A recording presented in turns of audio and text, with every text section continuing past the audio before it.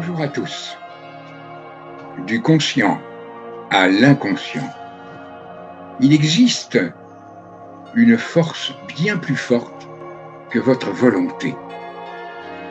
Changez votre manière de penser et vous transformerez en profondeur votre vie. Mais qu'est-ce que l'inconscient? Que ce soit à propos de la conscience ou de l'inconscient, il y a autant de définitions, de représentations symboliques qu'il y a d'auteurs, de courants de pensée et même de croyances. Mais peut-on définir et savoir d'où proviennent tout ce qui concerne l'esprit, comme la pensée, la conscience, les synchronicités et bien d'autres encore qui se manifestent continuellement à travers nous? En effet, aujourd'hui, tout le monde parle de l'inconscient.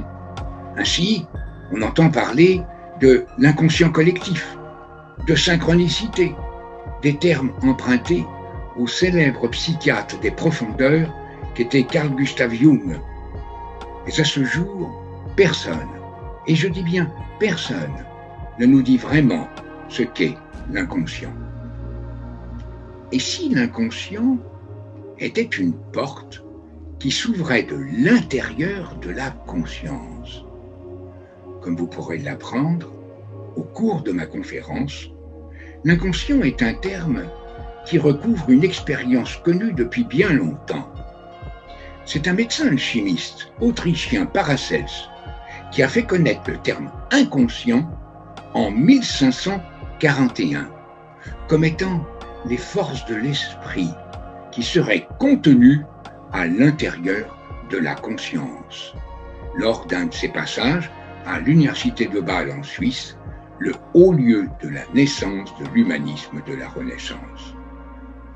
Pour le philosophe de l'esprit qu'était Henri Bergson, une des principales sources d'inspiration de Jung, la conscience est une force dynamique, personnelle de la vie psychique, qui, en s'orientant vers le monde intérieur, je dis bien le monde intérieur, devient l'inconscient. Jung a écrit, dans L'homme à la découverte de son âme, une affirmation qui convient tout à fait à notre société d'aujourd'hui.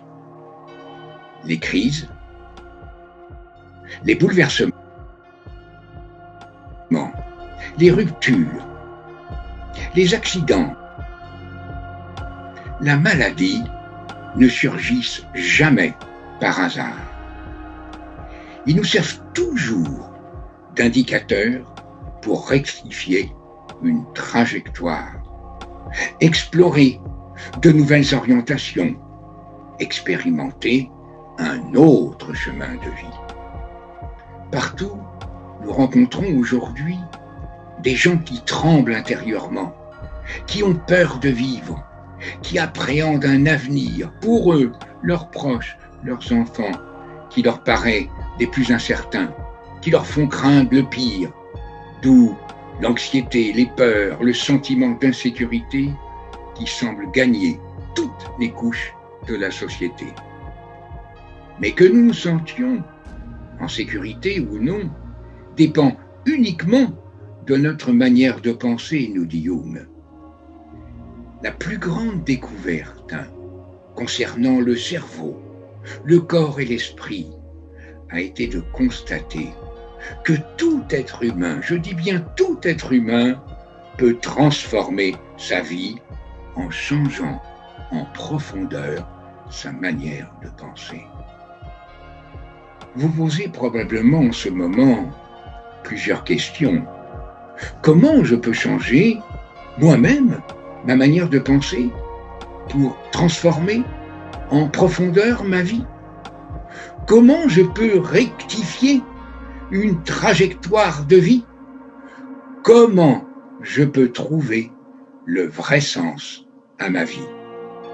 À l'issue de la conférence, je développerai pour vous toutes ces questions en vous proposant des solutions novatrices, efficaces, adaptées au cas de chacun. Je vous souhaite une très belle conférence. Je vous dis à très bientôt. Au revoir.